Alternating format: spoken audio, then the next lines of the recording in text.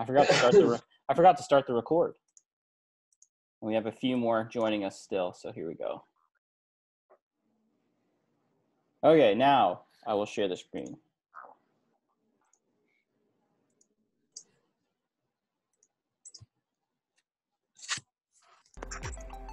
Honestly, it was easier from going high school to college than elementary to high school for me, because I just felt like I was at home.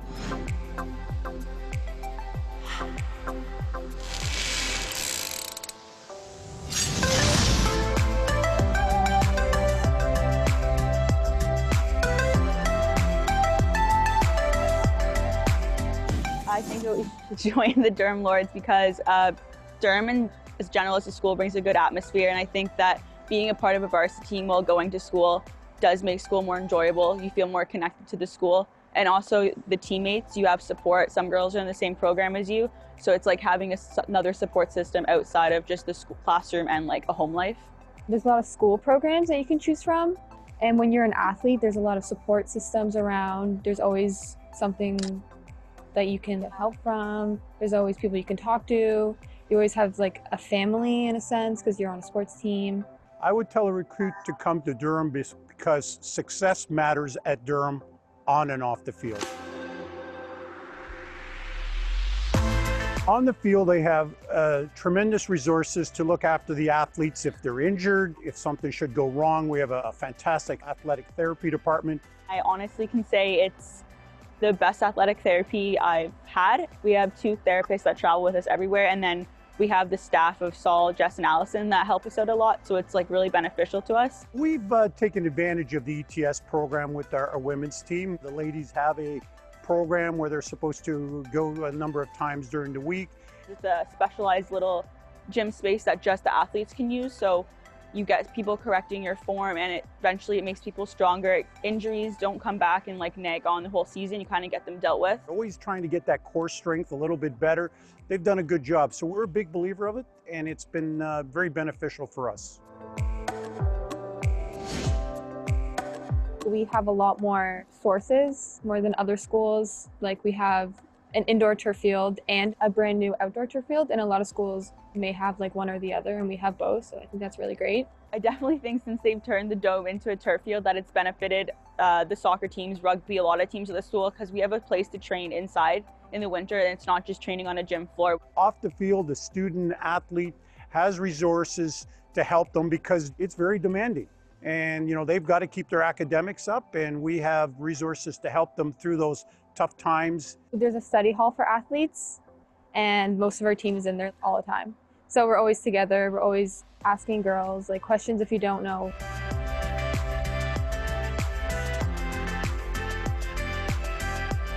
Alex does a really good job at recruiting girls already that fit his style of play, so that when they do come and join our team, it's not as much as a shift for them. When we do move the ball quickly on the ground, I say that we're a pretty strong team, and I think that was what was most successful, bringing us ahead of other teams throughout the season. He is a very good defensive player, so he trains all the defense to be strong, so we're a very good defensive team. Over the last 2 years, he's done a really good job of making a stronger team and bringing in like players our team needs to be successful, and I think it's definitely shown that each year we've gone further, and we got to win a bronze medal this year at provincials. Well, I think what this team's done over the last 2 seasons has been pretty remarkable. We came into a program that was struggling a little bit. We then started to bring in the type of players that we thought could help the program. Year 1, we made it to the provincial championship, so we were ecstatic that we turned it around that fast, and all that's to the players. They're the ones that bought into the program. Year 2, we just built on that. We give them the blueprint, and they've got to follow the blueprint. And if they follow the blueprint, which they have over the last couple of years, we've been extremely successful. We do a lot of community involvement, so that brings our team together a lot. We all get together outside of soccer and outside of school and do something for the community. As a team, each person has to attend at least 2 events a year. So we help out with things like the Res Move-In, the Mayor's Gala in Pickering, and then we also do the Special Olympics every year. It's mandatory for all players, and it's really nice because seeing other athletes, they compete well, and we get to support them and help them out, which is giving back to younger people. Road trips are really fun. This year we're going to Sudbury. You really get to bond with each other and you get to do other things that aren't soccer. Like on the buses, we play games that you just kind of get everyone's personality, and overall it's like a good experience having like 18 other girls you're like close with and you like share a common goal and a common interest with. If you're coming to play for our program, you need to understand that you have to believe in the program, believe in the culture, and you've got to come here wanting to make a difference. If you want to play at a varsity level in a program that wants to be successful, in a program that has aspirations to win a provincial championship, winning a national championship, you've got to come here ready to work. And if you are, you'll succeed at Durham on and off the field.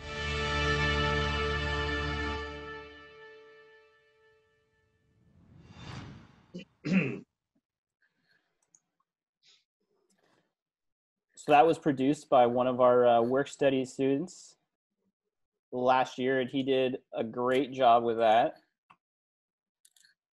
I think it covers quite a bit, but on top of that, we do have our list of questions that we'll go through tonight. Before I get into those, Alex, is there anything you want to say off the top? Oh, we'd just like to, Karen and I would like to thank everyone for sitting in. We're very fortunate at Durham that we have Jordan that's putting together these opportunities for us to talk to potential student athletes. It's a different world out there. In the past, Karen and I would have spent a lot of time on the field watching you all play. That hasn't been the case. So, the fact that he's able to do this helps us a tremendous amount. So, we'll go through a bunch of questions and, and we do encourage you to ask questions if you have any. It's a good opportunity to find out what it takes to get to the collegiate level. So what I'll do now is I'll start through our list. Once we kind of get through this, if there's anything further that comes to your mind, feel free to save that to the end, and we'll open it up for a little Q&A at the end for everyone. Karen, you can feel free to jump in with any of these questions too if you want to help Alex out here. So just to start off, most people, this is one of our biggest questions that comes up in any of our recruiting sessions is, Alex, just what a typical week for your team is like. So let's say it's a normal season starting next September. What's a week like with your team, say from Monday to a game day on Saturday?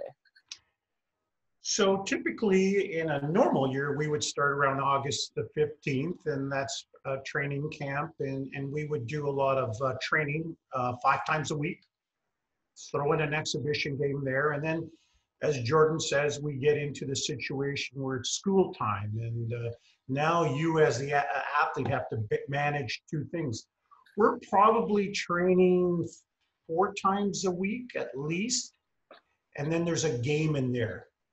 So sometimes 6 times a week. It just depends how the schedule works out. So a typical week would be an hour-and-a-half training session every night. Early part of the week, it might be more technical. As the week progresses, Karen and I will move it more into tactics to prepare ourselves for our opposition. You've got classes now that you have to manage, so you have that on top of it. And also you have study hall, which is a mandate by the women's soccer team, which means, you have to go into the study hall that the girls mentioned in the video, where you got to dedicate an hour-and-a-half of, I don't care what you do, your homework, but you have to manage your schoolwork, because that's challenging because you get pretty busy in a hurry. And then I'll kind of piggyback off that one into the next question, and I'll turn to you, Karen. Can you just touch on what how a typical practice for your team runs from the girls arriving and maybe needing to spend some time with AT all the way to the end of the practice, and anything you guys might do to end practices? Do you want me to speak to that one? Yeah. So when they arrive, so depending if they need any taping, any work with the ATs, if they have any injuries or whatever, they need to show up good 45 minutes ahead of time. They usually arrange that with the ATs to be taped or massaged or whatever they need. We always want the girls there, if they don't need taping, 15 minutes ahead of time. of the, the start of practice. And when it's practice time, we start warm-up session. We do run through a team warm-up, usually good 10, 15 minutes. We do some ball touches, maybe another 10, 15 minutes. We like to work on a lot of one-touch drills, fast-paced, fast-moving. Passing drills are really big. We like to do probably a good majority of our training sessions are small, fast-moving, one-touch, two-touch drills. Right foot, left foot, all of those kinds of, all of those kinds of things. And then we usually go to, small-sided game if that's what's on the docket, or if we're moving into, like, as Alex said, later in the week where we're going to play against a team, we'll do a tactical offense on defense, or whether it's a set play. And then we usually like to finish off with, we love some hardcore running circuits, whatever. It could be sit-ups, push-ups, whatever. We like to end off on one of those kinds of things. But usually Alex likes to finish off with some nice running drills, just to make sure everybody's really tired when they go home. And some stretching, let the ATs finish off. I feel like by that point, I'm usually walking to my car at the end of my day at the office. And yeah, I'm usually seeing Alex and the girls running. So that's definitely a signature of the DC women's soccer team. You need to be ready to run, especially in training camp. Yeah. So when we say to do some running training, like when we add that in your preseason, you should really do it, because you will be tested on the drills that we do, especially at the end of practice. Right, Alex? Perfectly put. The next bit, Alex, I think the video kind of showed it off a little bit, and I got it here behind me, but maybe if you want to touch on a little bit of the facilities, or playing field, Vassos field, the field house, if there's anything else you want to touch on in terms of the team room that's been added with the portable, the gym, study hall, ETS, anything like that, but the facilities at DC for women's soccer. Yeah, so I think Jordan's mentioned Vassal Field got done over a couple of years ago, and we have, I believe, one of the best turf fields in the country. When you step on our field and you train on it or play on it, it feels like you're on real grass. So the field itself is good. We've got it made extra wide. That was predetermined by the men's head coach, myself, and also the UYT. We wanted more width because we all played that style of game. Jordan mentioned we now have change room facilities at the field, so we have our own dedicated change room. Unfortunately, we haven't been able to use it this year. It was ready for us the end of last year, but the men's got to use it in the provincials. I think you saw we have the dome, so we have that indoors. ETS is a elite training service.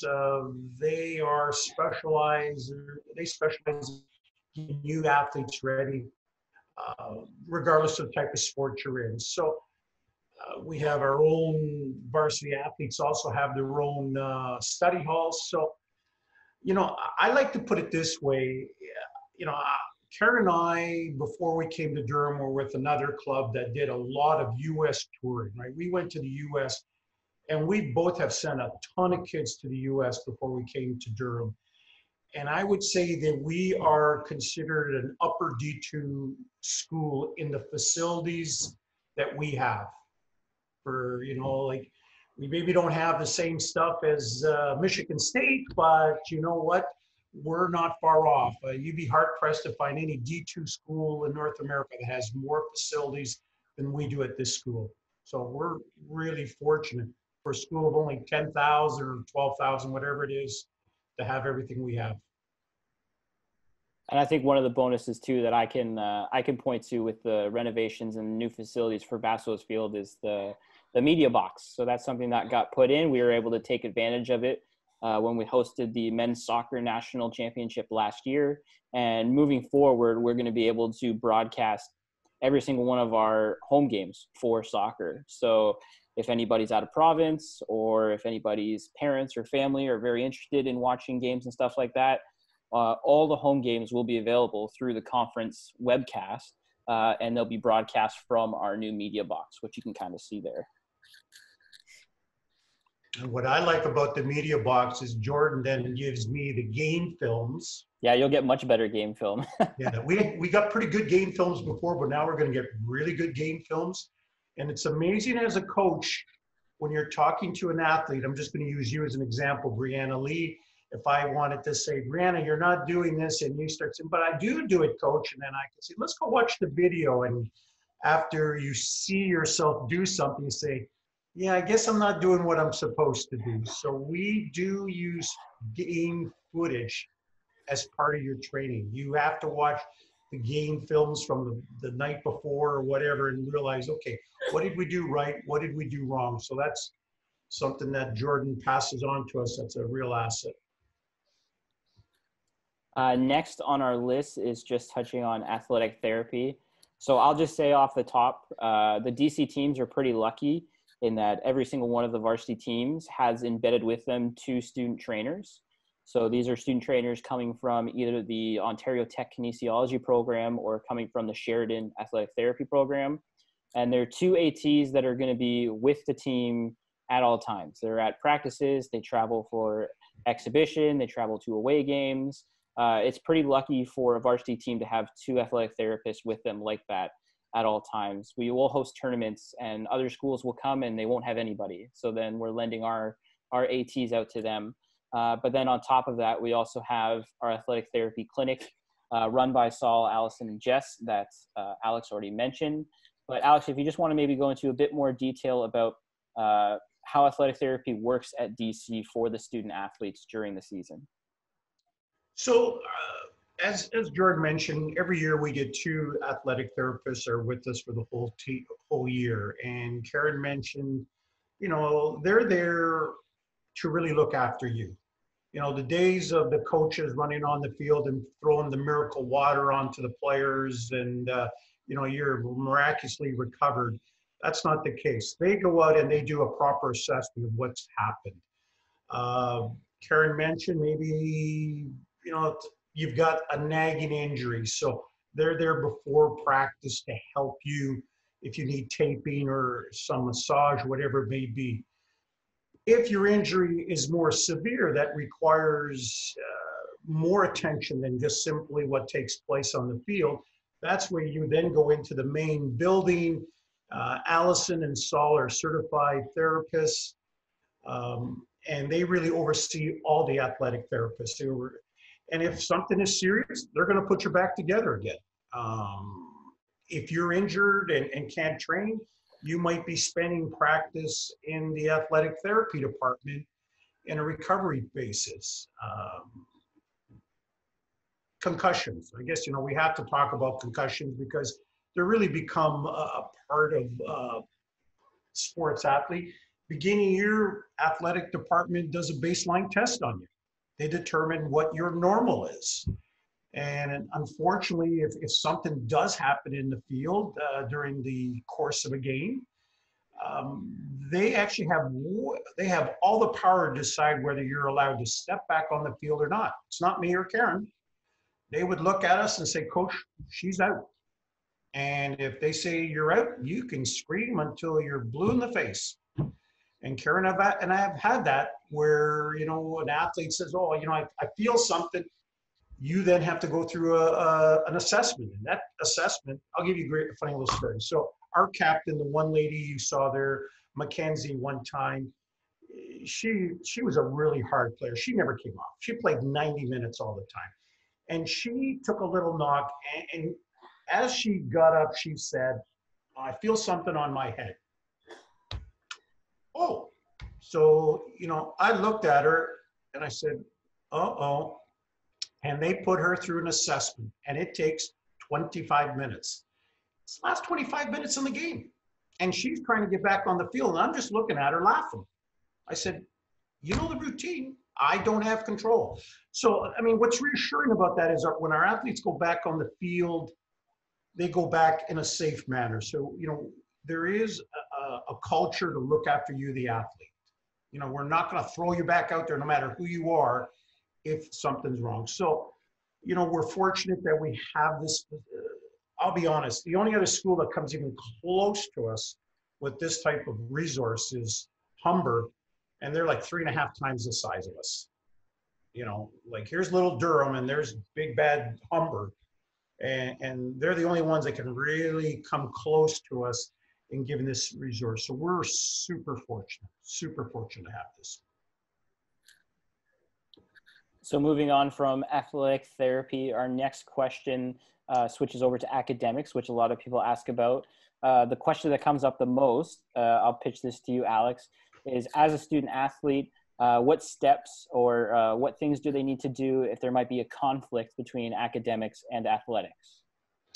Okay, so at the start of the year, once you got all your classes arranged, you have to send me the name of every one of your teachers with their email, and you have to send me a copy of your schedule. I then, most of the professors I know, but I then send an email to them and say, hey, it's Alex Bianchi, coach of the women's team. I'm going to use you, Brianna, again as an example. Brianna Lee is part of our program. I will tell you that Brianna will never miss a class for practice. So I'm telling your professor that. So then what happens is you then go in, after I've sent those emails out, you all go introduce yourself. Say, hey, I'm Brianna Lee. I'm with the women's team. And the professor says, yeah, I got an email from your coach, Mr. Bianchi. So the first time one of you go up to your professors and say, I'm going to miss class for practice, they're gonna call you out on it. They say, you belong to this guy. This guy says you never miss a class. And not one player, we've never asked one player to miss class for practice. So you go to class. Where we talk to the professors is if we have a game. That's where we have to be proactive, reach out to the professor and say, hey, we have a game tonight. We need Brianna to play. You know, can she get extra work before? If we're on the road, is there a test? So we've not had any issues with the women's team since Karen and I have taken over. We're actually every year competing with the other teams for top academic marks. So school comes first. Like, you know what, here our saying is, school comes first, soccer comes second, and nothing else matters. So, I mean, if you're coming to play for us, that's the attitude. School comes first, soccer comes second, and nothing else matters. And the line I like to throw out, I get away with it all the time, is you got a boyfriend, dump him until the end of November, right? Because all you're gonna do is soccer and school, and if he's not around at the end of November, he wasn't worth keeping. I have 3 daughters, so you know what? And Karen's got daughters, so that's our standard line. We joke about it, but you know, you have to do that. So anyways, school comes first. And I think that's the tip I always hear too, is just at the beginning of the year, connecting with your teachers, letting them know you're on a varsity team, building that relationship so that when these things come up, they know who you are. It's not the day before saying, hey, we're traveling to Ottawa, I'm leaving, I'm going to miss class. It's them knowing way ahead of time. The great thing about sports is we already have your schedule for games in the summer. That's already made. You already know when you're going to be leaving, when you're going to be traveling. So all of that can be dealt with well ahead of time rather than at the last minute. And then on top of that, just there's tons of academic supports as well. We have an academic support officer, Mike Duggan. So he keeps track of all of our athletes. If anybody's GPA slips, they'll be flagged. And at that point, things will come in place in terms of mandatory hours in our study hall, in terms of connecting them with peer tutoring or SALS, which is our student academic learning services. So there's lots of academic supports as well. In terms of playing varsity sport, it's required to maintain a 2.0 GPA at the lowest, which is a 60%. I don't think that's asking too much. And in terms of scholarship athletes, it's maintaining a 2.5. So Karen, I'll throw this over to you now. Just switching into what you're looking at or what athletes can work on heading into college. So what's one thing, say a grade 12 student looking to go to college the next year can spend that next year working on before coming to a college soccer program? Well, I think the biggest thing that most girls find challenging is a strength component. We can't reiterate enough core strength, upper body strength, because the girls are tough. The girls are tough. I know that, you know, most of you girls play high level, but when you get to college or university ball, it becomes even more physically aggressive. Yes, endurance is good. Short sprints are good, but you need to be strong. You need to have strong legs, strong core, and strong upper body. I mean, Alex and I have been talking about this since we took it over. What makes the number 1, 2, and 3 teams so strong is that every one of their players is physically strong. Correct, Alex? 100%. Like, you look at them and they can outman the ball. They can knock you over. And we can't tell you enough. It's almost like we can tell you all of the things you need to do, but until you actually experience the game at the level that we play, whether it's college or whether it's university, physical strength is key. Yes, running is good, endurance is good. I'm not saying taking anything away from that. Physical strength, core, upper body, leg strength, key. And then that kind of carries over into the next question I'll ask to you, Alex. In normal circumstances, when you have the chance to get out and see players play in the summer and you get to go watch and do some scouting, what is it that you are looking for when you are scouting players? When I go to watch players play a game, I watch what they do off the ball. That's the biggest thing I do, is what do you do off the ball? If you think about it, our sport compared to every other sport, like, you know what, if I'm the basketball coach, it's easy. There's only 6 players on the field, on the court, and they get the ball in their hands so much. So I can watch 5. You're right. Sorry. Thanks, pal. There's 5. There's 5 players on the court, and all of them are getting the ball a lot. So you can watch a player and you can see all the things are happening. Same with volleyball. You watch the volleyball. They're all spiking. They're setting. Everybody's touching the ball. Now we come to our sport. There's 11 on the field, on a big field. And you could be on one side of the field and the ball never gets there for 25, 30 minutes. So to me, what determines whether you're the right type of player for us is, what are you doing when you don't have the ball? If you're just standing around, Karen and I won't be too impressed. But if you're making those runs over and over, I'll share a little story with you. Many years ago, I went to a showcase. Karen will know this young lady. Her name was Jennifer Kirby. We were at a big showcase, and she had a big U.S. school looking at her, and she never touched the ball once. She came off the field, she was heartbroken. She came up to me and said, "Oh, coach, I never got the ball. Never got the ball." And all at once walks over the coach that was there to watch her. And he looked at her and said, "Good game, Jen." And she said, "Good game. I didn't do anything." He said, "You did lots. You ran up and down that field the whole time." He says, "Now your midfielder, I think your coach is going to take a strip off her back because she never passed you the ball once."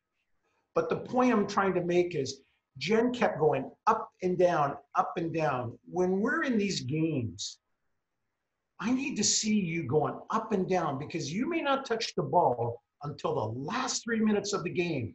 And have you made that last run? Have you been able to keep up with the play, make the run that somebody finally passes you the ball and you put it in the back of the net? Because you know what? That's what's going to tell me what type of player you are and whether you fit into what we want, right? Do you have that drive to want to do that? So when I look, I'm looking at what you're doing off the ball. It's easy to see what you're doing on the ball. What are you doing off the ball? I've always recruited that way. Not many coaches do it that way. There's only a handful of us that do it the other way around. But you know what? Karen and I do it that way, and so far our track record's been pretty good. So we're going to keep doing the way we do it because it seems to work. So I have 2 more questions on my list of questions, but what I'll just say now is there's quite a few of you on with us tonight. So I think probably the easiest way to take questions from the crowd is, if you want, while we do up these last 2 questions, feel free to type your question into the chat. And then once we get through these last 2, I'll jump over to the chat and we'll start working through them. So if you have a question right now, feel free. If something's come up, if something's perked as we've worked through this list, feel free to throw it in the chat and we'll get to it once we finish off these last 2. So starting with Alex, say there's a club player or a high school player or a university player looking to do a postgrad or something, and they come out to watch one of your team's games. What is it you think will stand out about your team to them? What will they see? The one thing you notice about our team is we have a definite strategy the way we play. You will see a team that is well structured, that wants to move the ball and wants to push the ball forward. We want to play a high tempo game. We're probably one of the quickest teams in the province. We like to move the ball quickly, and when we get the ball, we want to go. So like we take off. So the style will be pleasing to watch, but difficult to play. Because as Karen mentioned, you have to be able to move the ball quickly. So I think that's what you'll see as an up-tempo type of team that moves the ball quickly and is very, very structured. When I say we're very structured in the back, okay? So, you know, we're strong defensively, but don't let that fool you. We are one of the leading teams in the province for scoring goals. So we're really good at the back. That's kind of my area. We're really good at the front. That's kind of Karen's area up top with all the attacking. So that's kind of how her and I complement each other. I kind of tend to work on the backside, always making sure we're strong defensively. Karen's always the attacking-minded person of how to go at it harder. So I think you would see that in the way we play. I would definitely say goal scoring is a top thing too when you're watching the women's soccer team.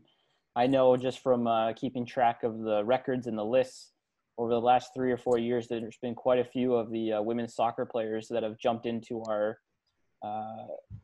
top goal scored list all time. And that's only just in the last 3 or 4 years. Last year, our leading goal scorer had 8 goals that season. The year before, I think the leading goal scorer had 12 goals. And that's just one person. That's just the leading goal scorer. There's quite a lot going on. So yeah, it's definitely pleasing to watch. This last one, I'll start with Karen, but I'll get an answer from both of you. Karen, just any tips you have for someone that is interested in playing college athletics? Any final tips? Tips. I would just say come into camp fit. As you know, my thing is the fitness end of it. We can't reiterate enough. The speed of the game is pivotal.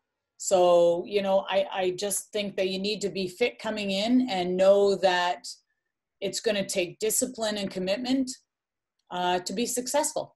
You have to be willing, as Alex said, to, you know, buy into the program, be willing to put in the time. If you put in the time, you will reap the benefits for sure. If you don't, you will pay dearly, I believe. And then Alex, any last tips for somebody that's interested in college athletics? Yeah, there's two things I think is very important. It's a common mistake by all athletes. If you're interested in playing at a college or even a university level, you need to reach out to the coaches. They need to know you're out there. You know, there has to be a connection. I know a lot of you here have reached out to me, and that's why you're here, and that's fantastic. But in a normal year, I'll give you an example. You've all heard of Umbro, right?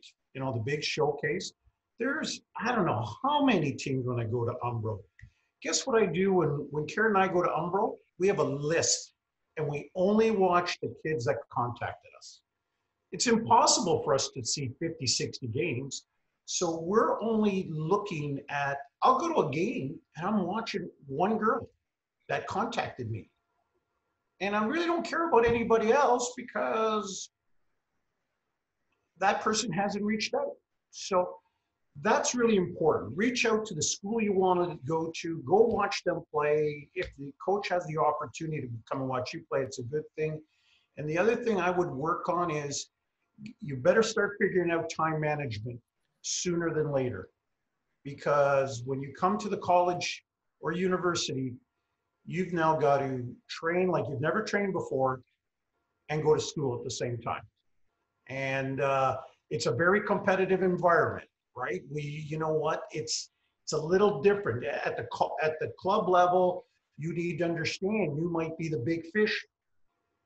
Come to our world, there's a lot of big fishes, and you're all fighting for playing time. And Karen and I are of the philosophy that the person that's playing the hardest, following the program the best, will be given an opportunity. So those are just the two things. Make sure you're reaching out. Make sure you stay engaged with the school you're interested in. And secondly, you know, understand time management is important. And then I think I'll just throw in a tip that came from the last session we just had before this one. And it's just that when you do go to college, don't necessarily think that whatever you choose, whatever academic program you're going to be going into is what you're going to be doing. Things can change. You can realize maybe this isn't for me. But at the same time, there's lots of gateway programs if you're unsure. We've had a number of student athletes that were interested in the trades. So what they do is they do the one-year trade fundamentals program, which kind of gives an overview, and then they can jump into whichever aspect they like the most. They can do welding or carpentry or elevating devices. Another one that a lot of athletes will do if they're kind of unsure of what they're interested in is they might come and do health science. And then from there, they can jump into nursing or dental hygiene or paramedics. Some of our students will come and do police foundations and then follow that up with the PSI program. So don't think that just because you get into a program, well, now I'm stuck in it. There's lots of options. After a year, you might think, no, this isn't really what I'm interested in. You have plenty of time to figure out what you're interested in, that's for sure. So we'll jump into some of the questions we have here now. Alex, how old should an athlete be before reaching out to a college coach in terms of showing them games or practice film or anything like that? Typically, we like to start looking at about grade 11. Grade 9 and 10 is a little early, but grade 11 and 12, especially 11, tail end of 10 into 11, but 11 is kind of the key year.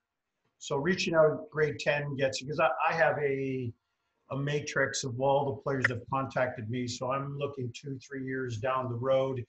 You know, I've got players that are in grade 10 contacted me. Am I rushing out to watch that player? Probably not. But I definitely have them and keep in contact with them. So I would say the end of grade 10, by that point, you should be starting to reach out. Grade 11 is a pivotal year.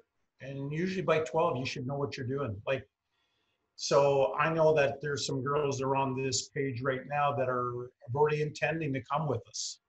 And we've been talking to them. So they would be grade 12 students, and they've already talked to us this past summer, this past fall, and they're people that we're expecting to come into our program next year. So there's already 2 or 3 on here that I see that we've talked. So they're now in grade 12, but they've kind of made a decision. They're coming to Durham, and we were talking to them a year ago.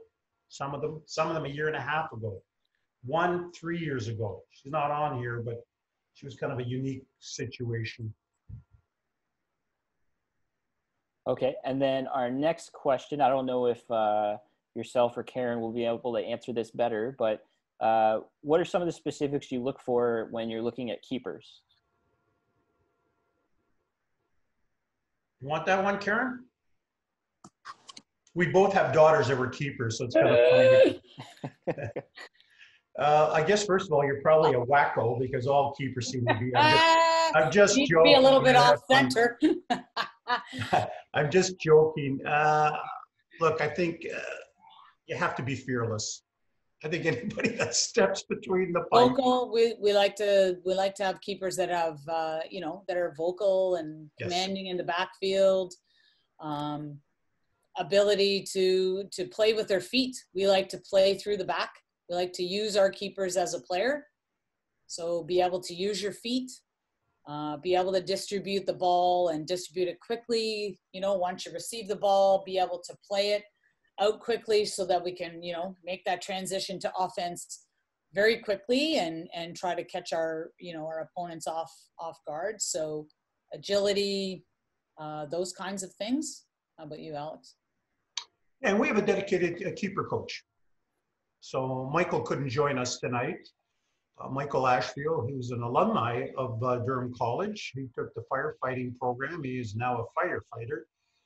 Michael is our keeper coach. So that our keepers work specifically with him for most of the sessions. And then they join us. So yeah, Karen covered it really well on what we look for in keepers. And I can say just from having watched your teams play that you guys definitely take advantage of the keeper as an extra foot back there. Yep. Having to play the ball is definitely a skill that needs to be had.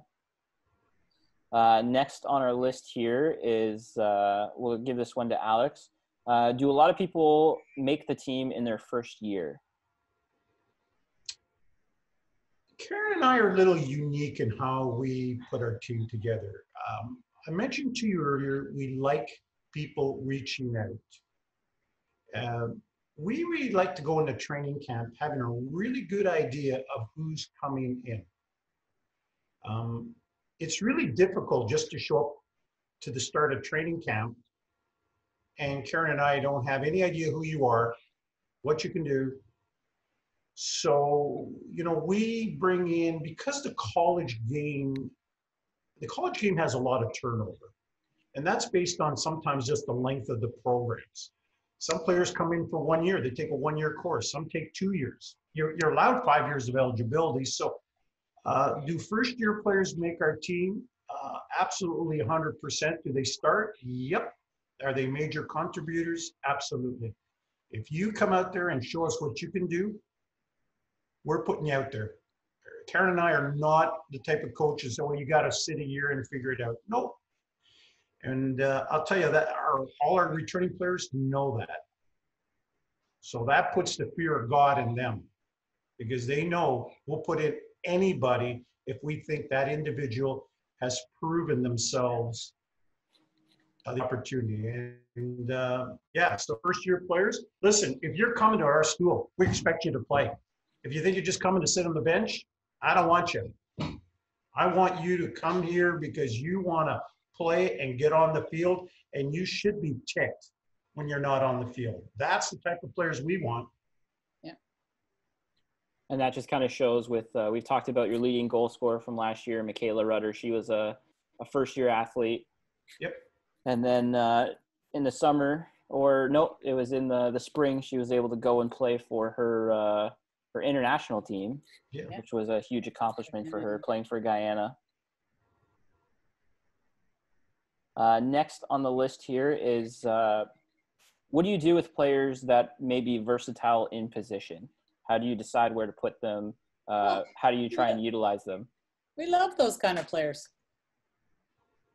They're our Right, favorites. Alex? We love those. We have those. Listen, when you're coming to Durham, all Karen and I are looking for is a soccer player. It's very few times. You'd be amazed.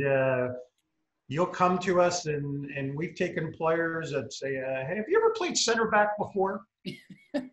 And they look at you like you're from another planet. I've only played striker. I've never played back there. I've never played back there. I said, you know what? So Karen and I have a knack, quite a canny ability to look at a player and assess their tendencies. So, you know what? We look for soccer players. We don't get too wrapped up on position. Look, if you're a keeper, you're a keeper, right? If you're, other than that, you know, like I'm a little picky with my center backs.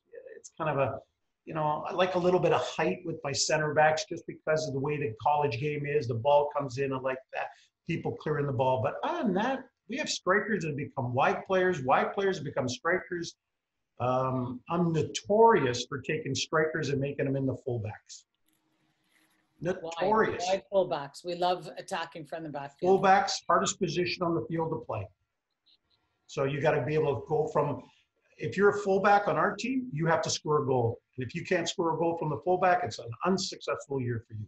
So that means you got to be able to sprint 90 yards to get up and then, oh, geez, I got to turn around and get 90 yards back because we lost the ball. So we do things like that. Versatility is important because, hey, our season is so short, so condensed. Injuries are a big part of it.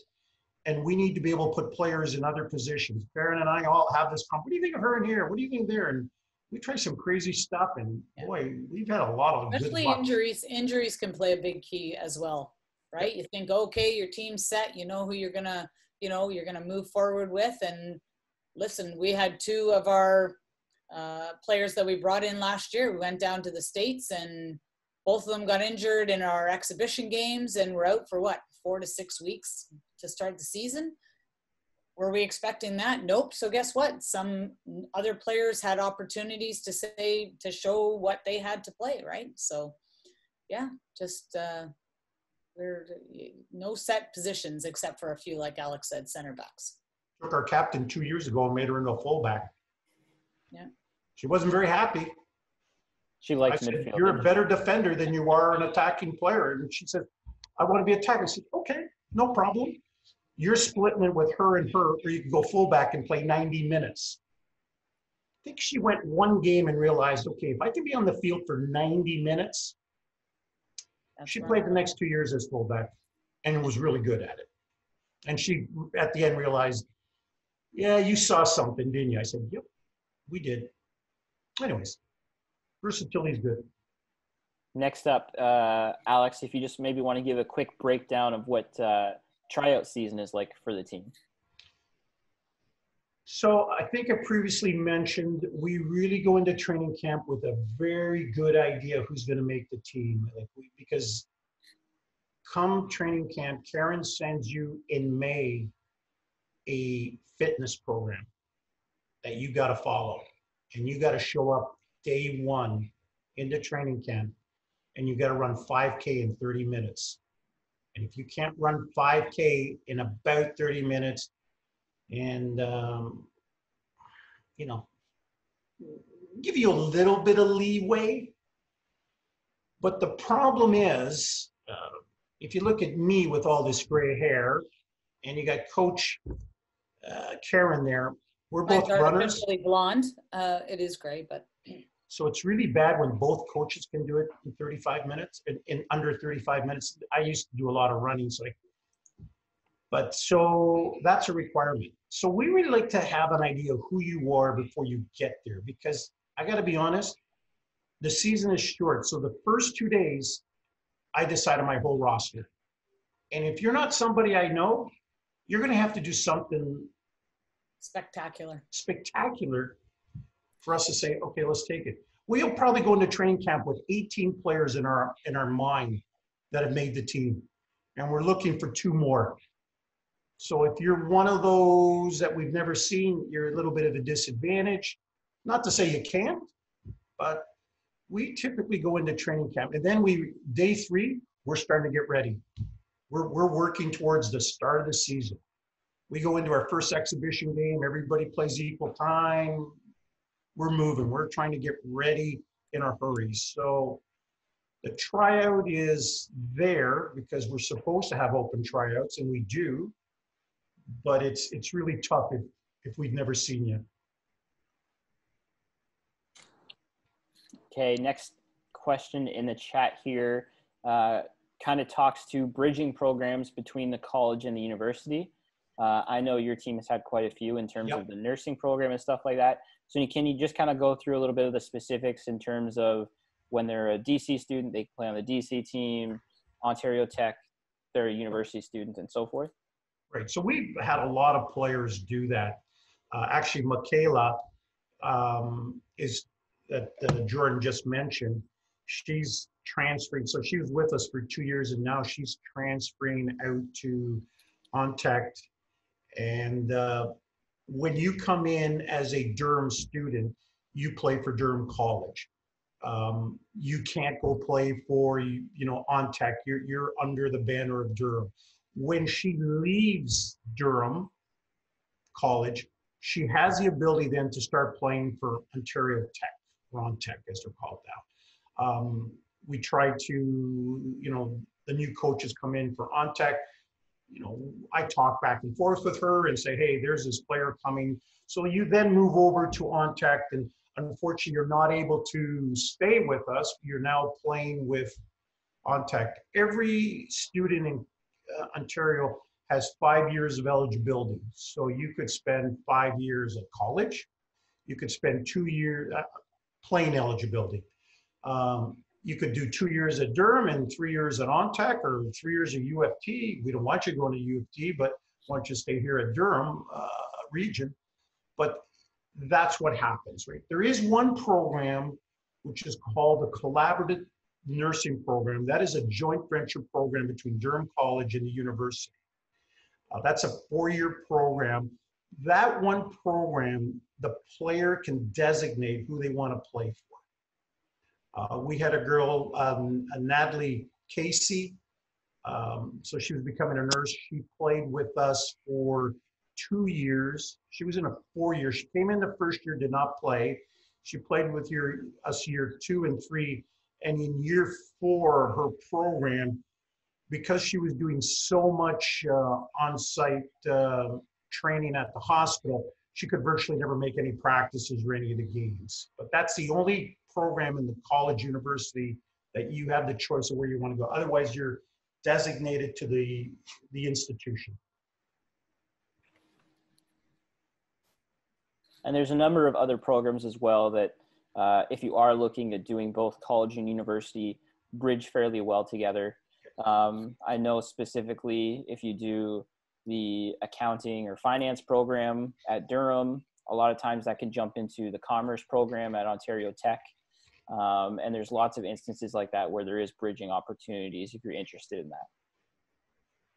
that. Next on the list, has anybody ever been cut from the team in the past few years? Oh, well, when we first took over the team, we had an incident. So what had happened is I was on the men's side, and I was coaching, I was an assistant there, and had the opportunity to take over the women's team with 4 games left to go in the season. I kind of knew that team was probably going to fall onto my lap, and I had already reached out to Karen and asked Karen to come out. We had a little incident with that team that we took over at the end of the season in January, where athletes were caught drinking alcohol on school property after a practice, and we didn't know about it. They went into the change room, and there's video cameras and blah, blah, blah. We cut 3 players off the team the next day. Took me about 30 seconds to do. Done. Broke one of the major rules at the school. Our college is very big on code of ethics. And we have an athletic director. He's the greatest guy to work for because he only tells me three things. Make sure your players graduate, make sure they don't get in trouble, and just win. That's all he tells me, right? Well, they got in trouble. So that was a big problem. So that was the only time we cut a player kind of mid-season. And that was, we never had an issue since. Probably because I tell that story all the time and everybody's terrified that I will do it again if it ever happens. Listen, the only way you're going to get cut from the team is if you're failing academically. And I'm not the one that's going to make that decision. It's going to be, I'm going to have the academic advisor come up and says, hey, she's ineligible to play because she can't keep her grades up. That hasn't happened yet to us. Not like some of the men's teams, unfortunately, but we've been okay. And really, if somebody that's doing something that goes against the code of conduct of the school. So, you know what? We've had players come into camp that we thought were going to make the team. And, you know, they came in out of shape and, you know, we didn't, you know, take them on with us, but only had one incident during the season. Never happened since. And you need to know that stuff like that, I'm very black and white. There's no gray for me. And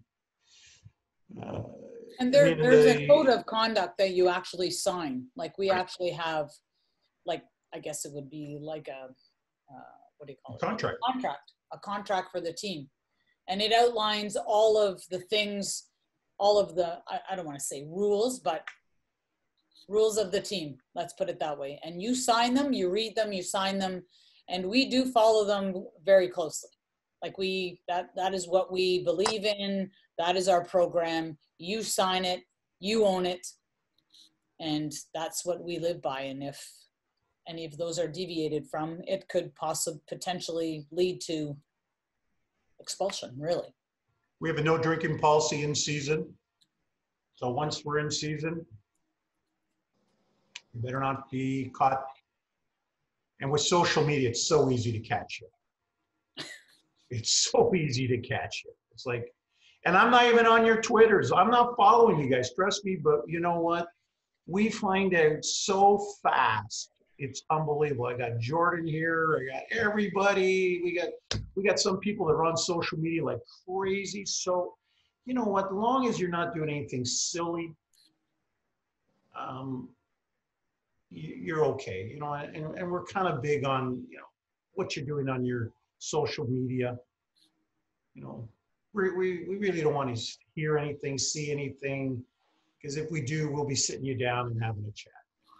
Don't put anything on your social media or say anything that you wouldn't want your grandmother to see or hear. If you use that as an example, you probably will do okay. So we're nearing the top of the hour now. I still have two more questions I'd like to get to in the chat, but if anybody has to jump off, I just want to thank you for joining us. We'll try and get through these last two questions as quick as we can. There's a third one just asking about work on campus. I can say that there is a work study program that you can apply to as a student called DC Works. Quite a few of our varsity athletes take advantage of that. I hire our game day staff, which takes care of all of the pomp and circumstance around game days on campus for soccer games and basketball and volleyball. Last year, I had one of Alex's players as part of my game day staff. She did a great job. I've had softball players, rugby players, so there's definitely opportunities to work on campus. It doesn't necessarily just need to be through game day either. It could be working through the DC Works program with your faculty, or you could be working in one of the many administrative areas. When I was a student, I worked in the communications and marketing department of the college. So that was where my DC Works position was through.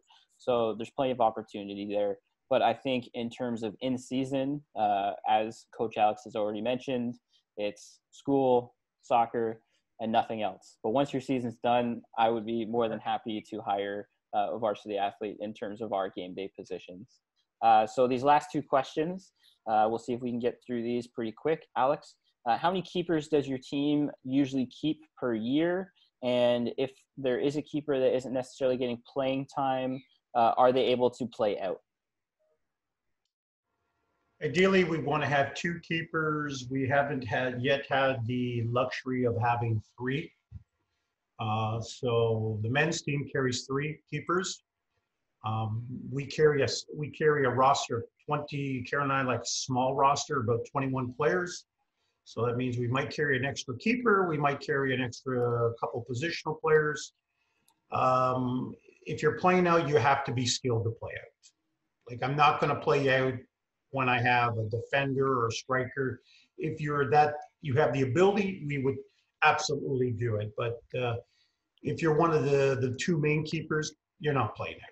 And you got to remember that injuries, if you are a keeper, keepers are hard to come by. Are we going to put a keeper out in the playing field where potentially could get injured in a different capacity than playing goal? You know, that's always, you know, first and foremost is like, when we get a keeper, we want to keep them as a keeper. Yeah. So 2 keepers and they all play. And then the last one here, you might have an example of this from previous years of coaching, but has there been a time that a player has sat down and talked with you about equal playing time? Oh yeah, we've had that discussion lots of time. Oh, that's a common discussion every year, you know, because I'll be honest, you guys come from an environment where at the club level or academy level, you're either playing equal time or whatever. You come to the college level, it's all about performance-based now. We can't, you know, let me back up. We get our players on the field a lot. Okay, so I will tell you that Karen and I'll give you an example. The year we won the bronze medal, we all year gave our players an opportunity to play. They may not have played 45 minutes, but they played 20 minutes here, 15 minutes there, whatever. We got to the bronze medal game in the end of October, Halloween, I think it was. It was freezing cold and we were beat up. And we were playing Seneca, who were also beat up. Both of us had 5 starters on the bench. His 5 replacements had never seen the field all year. My 5, our 5, had played all year to some degree. Now we're asking them to play 90 minutes, which none of them had done, but they had all played. And we beat them 4-0. We just spanked them. And it was just a case of those poor girls had never been put in a situation. So do we give everybody the opportunity to play? When you have an issue, Karen and I will sit down, we'll talk to you, we'll tell you what we think you need to be doing to get more playing time, but the word equal playing time does not exist. It's earned playing time. But we are always open for discussion and communication, which, you know what, we're always available before practice, after practice, anytime you have a question, a comment, you know, anything you want to know, we're always there. Yeah. Always open. So that brings us to the end. Thank you all for joining us tonight. Big thank you to Alex and Karen for jumping on too and taking all these questions. If anybody here has any further questions, don't be afraid to reach out to Alex and Karen. They definitely are always available via email and that. So yeah, thank you guys. Thank you very much. And it's so nice to see everybody without a mask on their face. I just want to say it's beautiful.